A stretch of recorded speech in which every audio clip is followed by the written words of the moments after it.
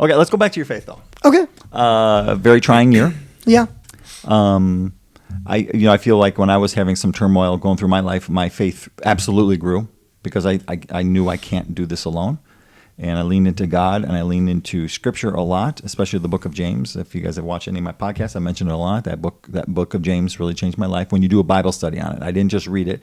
I studied it. I had questions, hard questions asked of me, and it was very it got me back on the right track. I don't know how else to describe it, So you had some turmoil things. We don't have to talk about it in specific, but how did it work with your faith? And I'm assuming, yes, it increased it. I think that I have a really interesting problem of really questioning my motivation all the time. And so I recognized to an extent, I was like, well, maybe if I get closer to God, things in my life will change for the better. And it wasn't necessarily that I couldn't determine for a long time which came first, like chicken or the egg or whatever. But I was like, even if my original motivation is bad, if I continue, eventually, like either your motivation changes or you recognize that what you're doing is good for goodness sake. And so there were times where I was really, really engaged this year, and then there were like moments where, like I said, my faith has grown overall, but it's gone in like dips and waves. What would you say are the right reasons? Like, what are the right motivations that you're looking for? I mean, salvation and a relationship with Christ. I think anything else. You don't think you can want those things and other things in a given No, I mean, 100% you can want both things, but I think if your main motivation is treating God as a slot machine, that's bad. And that wasn't what I was trying to do, but I overanalyze sometimes how I think about and go about things, like, why am I doing this? Why am I doing this? Are my intentions pure? Are they motivated by self-interest? If I give someone something, am I doing it because I think in the future they'll do something nice for me, or am I doing it because I care about them? And even if I know the answer, I still question it. Sounds like you're more concerned about doing it for the wrong reasons. Like, not that you... I don't want to do it for the wrong reasons. I want to do it for the right reasons. Right. And I sometimes worry that I do things for the wrong reasons. This is great. Okay, you said 3 words that really struck me, and specifically because Pastor Gary this week was talking about Galatians and The fruits of the the opposites, like some fruits of of the flesh. Yes, specifically, and one of them that always struck me because I don't know how to process Witchcraft. Witchcraft, yeah. What is that? No, okay. But to tie that together really fast, you said self-interest. You question your motivation. Now back to the Bible verse. What is selfish ambition? Are those tied together? Because I don't understand what selfish ambition is. I mean, isn't it just kind of doing things for the soul, or for that result in only your benefit? What would be an example? Because I'm concerned I'm doing it. I know what selfish is. I know what ambition is, but how is it a bad thing? And you got the joke? You got the joke? Why don't you get that out first? I was just gonna say, like, having your own podcast might be a selfish ambition. Well, you could... What if he's doing it for the good of other people? Right. It's a joke with a kernel of truth, right? Because, like, you could do it, as you were saying, like, for the wrong reasons, or you could do it for the benefit of the people around you and to invest in something that you believe is important and worthwhile. So, yeah. Okay, wait. Stay with you. Go deeper. I'll change the example slightly then on that. So within this program, we ask ourselves a few questions, right? We kind of ask ourselves, who are we and what do we want and how are we going to get that, basically?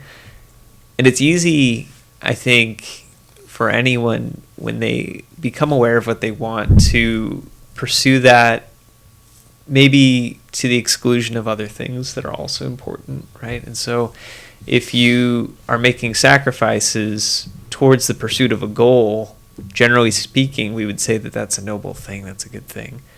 But it can be done at the expense of something else that's important too, right? So if, for example, to make this podcast happen, you had to sacrifice something else that was important to you, like quality time with your friends or family or whatever, right? Like that could be a cost that then changes the equation a little bit. So that's kind of where I was going with the analysis, but I'm curious your thoughts on all that. I don't know my thoughts on it. That's why I need about 8 hours, and you guys can convince me of anything. Chris, would you like to add to it before? Have Because you I'm ever still been, processing. Yes. Have you ever been in a relationship that looking back, that it was just solely for your own pleasure or your own desire or your own, like, you weren't thinking about that other person, or you weren't pursuing, you kind of get what I'm getting at a little bit. Like, I think the selfish ambition is just kind of this, like, it's about me, it's about what I can do, and who, like, especially if you start to follow the rabbit trail of, oh, God doesn't exist, and there's no higher power, then everything becomes relative. Power, morality right? becomes relative. Not right? me specifically, Yeah, but like we as people are not higher powers, right? There's not it's something inherent. We're just nature, right? Then what I want isn't morally right or wrong, and then what I want, as long as I'm bigger, stronger, and more powerful, I can get that thing, and it's Or okay smarter. for me or smarter, right? Right. So, and so so then you become the center of your life, and you become who says what's right. And so this selfish ambition is this ambition and this desire to do whatever you want with your life. Does that make sense? Yeah, I think an example that could go with that, now that I've had a chance to kind of reflect on the topic a little as we're going, one of the things that's important to my wife and I is to be finding ways to be, like, making more money, like earning more, jobs on the side, that kind of thing, because that is it's a means towards our other goals, right? Towards the end of our other goals. So I've been working a lot in the wood shop and making stuff for these craft fairs, and something that I enjoy doing.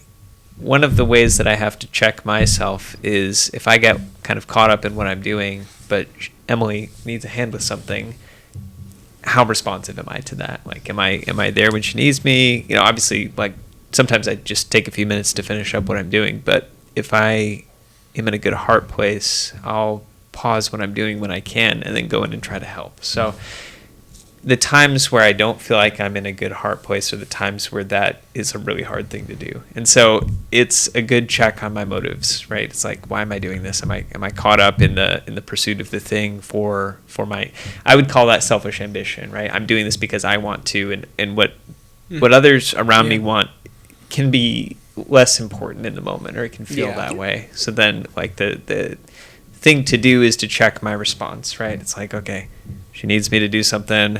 Stop when I get to a minute that I can stop, I'll pause it, and then I'll go in and take care of whatever it is, right? So that's an example from my life. Does that speak a little bit to what you were saying? Yeah, I think so. And I think, like, that if you start to break it down, that, like, ambition, like, in and of itself isn't wrong, or your desire to do something, or to like accomplish something. If you're working on, you're like, oh, I want to get this done, I want to do this thing, and then but it kind of comes to values a little bit of, like, your relationships, and when it starts to contradict who you want to be, right? And ideally, like, working towards someone who's like Christ, and so, like, I think that selfish, I'm making it too complicated. It's just like when you are prioritizing yourself over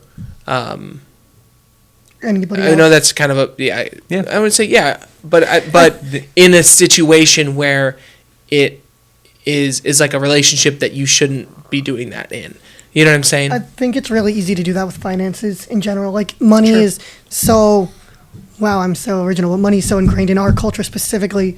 Materialism is really, really strong. And I don't know, it's something even like this year that, like, I've at times found myself clinging to, and multiple people have called me out at times, like, bro, chill. And like you say, oh, I want this much money because this.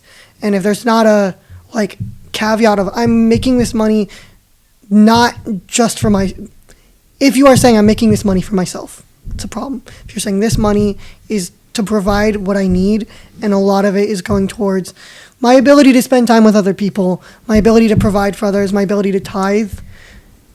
And I think that like this whole program, or not whole program, a lot of this program is about goals, right? Achieving goals. I think that I always want my goals to have, like, I value some piece of community. I want there to be like something that doesn't just enrich my life, I can give it to other people. And I feel like if you're not doing that, that would be selfish ambition. The funny thing is, like, a lot of these examples, the struggle comes not because the alternative is something you don't want to do. It's just, it's out of proportion, right? The thing that you want to do is coming at the expense of something else that you also value, right? And so, obviously, like, money can be very useful for the other things that are important to you, right? Like, you can use it to take care of the people around you. You can use it to accomplish larger goals, with communities like the obvious example, right? Like you can support the people around you and, donate to the church and get a meal for somebody and those types of things. So those are things that in any given moment you'd be like, oh yeah, like that, of course that's important to me. That is something that I value. But the trick of the situation is that like you kind of forget that that's something you care about sometimes. So We have solved nothing in my mind. Oh, really? We need to dive deeper. ask a question. Oh, form it into a question? Yeah. Chris, I'll think about it. Go ahead. No, I was just going to say, I think the motive behind that is very important. Because, like, especially with money, like you're saying, like, you're like, oh, I want money to do these things. Mm-hmm. So then, it kind of comes down to values in that way. It's like, oh, I can't value money. Okay, unless you're actually, like, holding the I don't know. Like, you value the security that money brings. Or you value the opportunities that money brings. Like, oh, I actually value experiences and travel and, like, that, so you start to go down this thing. So, or status. Which you have to be really rich for that to matter. But sure, right? Like, own 3 houses or something. But, like, the more... Or a Corvette? Or a Corvette. The more you dive into that motive, right? Like, that's then selfish ambition, because you find that selfish ambition in your motives there. So then here's the question, right? Can you want something for yourself? Is that permissible from your worldview? It's a great question. I think initially I'm like, no. But I Really? do it But anyway. But I think that's my gut. That's my initial thought. Because this deserves some clarification. Because there are situations in which it contradicts some other thing that's important to you. In which case, I think all of us would be more or less on the same foot, saying like, yeah, probably best to keep that in check. But what's wrong with wanting something nice for yourself sometimes? Yeah, that's a real question. No, and I think that you're right. I think that we are. I know I said no, but I think the more I would dig into that, the more I'd discover a more true answer. I think initially my some of my thoughts are like, oh, submit your, like crucify yourself, like give up, deny yourself, pick up your cross, right? This kind of like thinking and this kind of has just been on my mind. Because you're preaching Sunday. Yeah. So I'm thinking about that, but I make every thought captive, that kind of language. But I think that there's also this idea that what God has for us is freedom. And I think that there's freedom in the life that we get to live. And there is, he wants us to live life to the fullest. Like there's what he offers is better. And so I think he does want us to experience these good things. And I think he does want us to experience, and I think that we are supposed to seek, like, pleasure is a real emotion, right? But it can't be ultimate. God provides it. Like God provides us with provisions for pleasure. Yes. Yeah. Like they're in so many different ways. Yeah.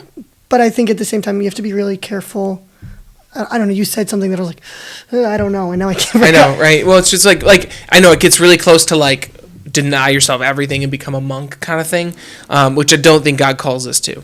I think some people feel that conviction and decide to do that, but I don't think it's a general call on our life. This is something that's worth hammering out, because I think there is a perception of believers that when we get to these types of topics, that we would preach nothing except sitting in an empty room, and then spending all your money just on other people. Yeah. Right. As if gospel versus monk. Sure. Yeah. And then there's Yeah, the there's other your side. extremes of There's the other side of things, like you had pointed out with the prosperity gospel type messaging of, okay, well, all of the riches that God gives you in this lifetime are they're guaranteed actually, and they're promised to you, and that's part of the perks of being a Christian is that you get all this wealth, right? And so that's the other end of the spectrum. So Which I is do a think it's wild worth, idea, by the way. what's the center of the tension is usually where the truth is to be found. So in which situations is it appropriate to indulge yourself, and in which situations would you say that the moral thing is to give up something and give to someone else? See, What's your compass on that? Even the word like indulge sounds so like antithetical to what I imagine we're supposed to be doing. And like you said, like your gut reaction is like no, but then at the same time Yeah. we're So constantly then you have to give up magic and disc golf. exactly. You can't ever buy another disc. I know Well, that's and what I I'm think saying. that I think You can really only get buy down- discs to give to other people. Speaking of, And hope they give them Yeah, back. okay. So I'd like for our producer over here to. Would you mind You were looking gonna up say Galatians something. 5, the one that talks about the debauchery, which is one of my favorite words. debauchery Why, I is a don't know. great word. It's a great word. You were Too going bad to it say means something so though, Leah. bad.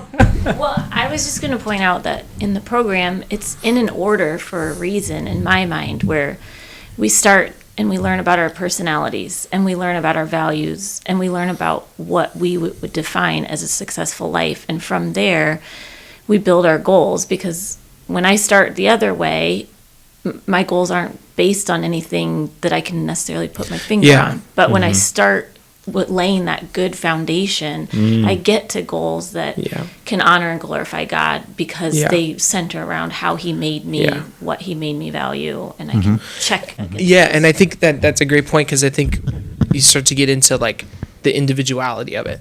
Like I think that JK can glorify God while doing like woodworking, because he's going to do it well, and God's designed him this way, and he enjoys it, and he finds kind of this creative thing to it, and he can make money with it, right? He can sell, and that I don't think is a reason to be like, oh, I'm like shouldn't be doing this thing because I make money, or I make too much money, or do that. Like I think, but you have to check your heart in that. Like you can glorify God just because you're doing something well. If you were like I use this example when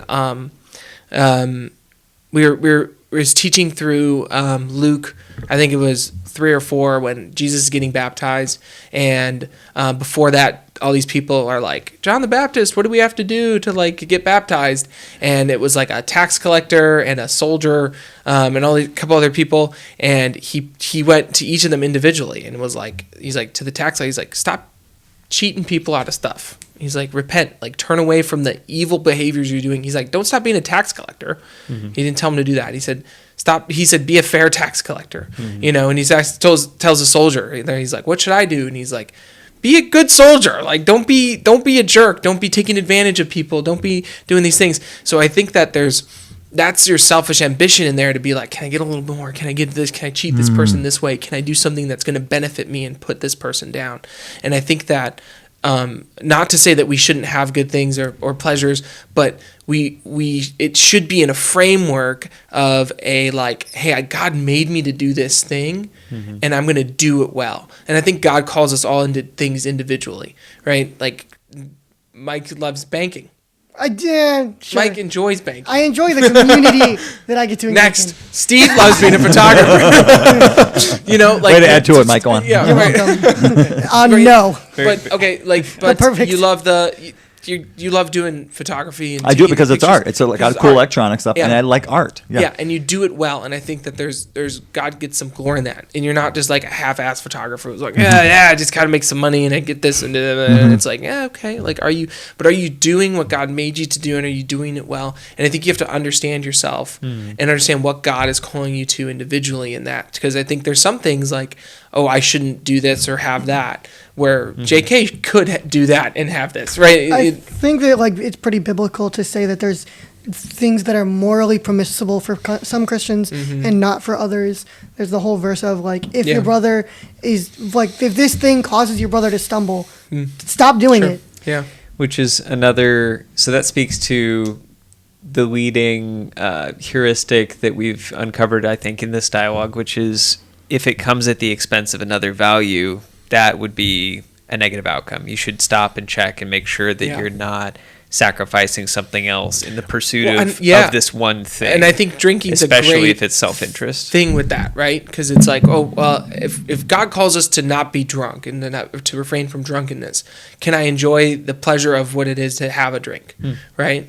And then at what point does that break that boundary, right? It's like there's a spectrum there of, right? Maybe I'm getting to... No. Yeah, absolutely. I do think that there are many issues like this that within the church, there's such an all or nothing kind of attitude. Yeah. It's either like you're not allowed to touch it or like everything is permissible. And there's no... I think these are the types of questions that are very relevant to be delved into because we lose our compass. I think something that is interesting, a show that is not biblical even sort of, but I think has some interesting philosophical discussion in general, and then specifically on this, is The Good Place. You watched it, right? Mm-hmm. I think, do you know the topic? I know about The Good Place. Obviously it's about the afterlife. Yeah, exactly. Pretty heretical, mostly, but I think very heretical. But I think it is interesting because the idea is like point values are assigned to all actions. But over time, like different actions become more negative than positive because of the like butterfly effect of what it does. Like if you ate a tomato in the 1st century, it's positive. You did something good for your body. But if you eat a tomato today, it's negative 5,000 points because there was slave labor and they used pesticides and somebody sold it for the wrong price. Interesting. Yeah. Wow, that's interesting. Okay, so let's go. Thank you for that. No connection at all. Can I give something? My audience is not that deep. Okay, fine. So just to wrap up the topic, I think. No, I don't want to wrap it up. We're just moving on. Go ahead because. Well, I'd like for our producer to actually read the verse that we're actually talking about, if you don't mind. Galatians 5 something like. You guys remember what it was from church? It's like 20 through the end of the chapter or something. Okay, so just read the one where it says talks about the debauchery. Okay, that's your go-to. Okay, Galatians 5:19. The acts of the flesh are obvious: sexual immorality, impurity, and debauchery, idolatry and witchcraft, hatred, discord, jealousy, fits of rage, selfish ambition, dissensions, factions, and envy, drunkenness, orgies, and the like. I warn you, as I did before, that those who live like this will not inherit the kingdom of God. Okay, that is a monster list. There's some serious stuff. There's boundaries clearly crossed. Drinking, having a sip of wine is different than drunkenness. Mm-hmm. Then I have to bring it back, and hopefully John can bring it back in. Is why is selfish ambition in that list? Because it's a big one, and I still don't understand. It leads to all the rest of them, right? I think it does. I think it's kind of a common denominator in a lot of that. It maybe that's just my initial thought. Like the lowest common denominator is selfish ambition. It's like, why do I go to drunkenness? Well, there's a pleasure there, greed or. I think that in each of those, you are putting one thing, which is yourself, at the center, at the expense of the rest of the ways that are like godly to live, basically, right? Like, I think that if you go down that list, each of those things which are listed as an extreme and in a negative connotation, you can trace back to something that God created that was taken in a perverted way, right? And then the driver of that is self. The driver of that is to build yourself up and tear other people. I mean, and I was gonna say appease your own desires, but yeah, that's the other piece of it is that it comes at the expense of the people around you. Because drunkenness, if maybe not ideal for if you're in a group of people and then your actions affect them, or you get behind the wheel of a car, right? These are ways in which your decisions have affected the world around you. I mean, dissensions, factions, and hatred are all very selfish, self-focused. I mean, I don't know if that version talked about witchcraft and stuff, but everything in that factions, you're trying to pit yourself against someone else, and I think we do that a lot in general, and make them bad so you can build yourself up. Interesting. Now, with the drunkenness one, as our producer is looking up what that is in Proverbs, or what's the other one? Why am I not thinking about Psalms. One of them it talks about like drunkenness, like why you don't, right? And I can't recall what it is. You know, like losing Because- losing your state of mind, Oh, basically. yeah. Like it Thinking causes like you to sin. act foolishly. Yeah. You know, so that's why. You know, that's one of the reasons why. Otherwise, why would it be in there other than you don't become who you are, and we know we loosen up And even in the wrong way, right? And even, you know, the funny thing is, even from a self-serving perspective, you can make the argument that it sabotages future you, right? Mm. Like if you make a bunch of bad decisions and then the next day you can't function, that's a whole day that you've lost to pursuing your other goals, right? Mm. It's a whole day that you are not obtaining the things that you've set out for yourself to do, and maybe you're taking a step backward on those things, not just staying still, but taking a full step backward on them. So even if you appeal to self-interest, which I would say is different than selfish ambition, right? Because who doesn't see it as a good thing to advance oneself to some degree, to the extent that their goals are virtuous, right? Even from that lens, you can make the argument that you shouldn't do stupid stuff because it just affects you in the future. Yeah, it Even does. if you don't think about anyone else, like think about future you.